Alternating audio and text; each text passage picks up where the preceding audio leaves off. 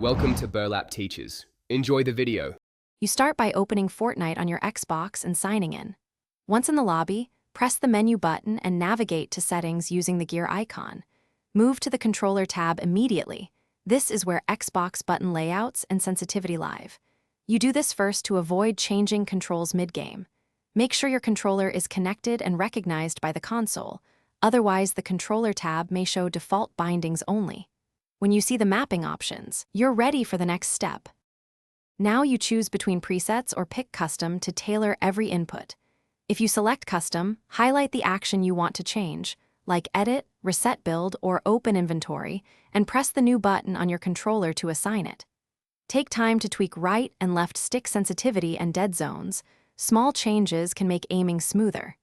Once you assign buttons, save the profile by applying settings. This prevents accidental resets and ensures the mapping persists between sessions. Finish by applying your changes and testing them in a low-stakes match or creative island so you can confirm ergonomics and responsiveness.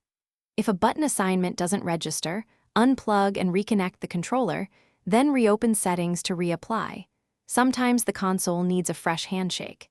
If problems persist, reset the control profile or check for controller firmware updates via the Xbox Accessories app. Once tests are clean, you'll have a consistent mapping that improves comfort and performance. Thanks for watching. Consider subscribing if this video helped you.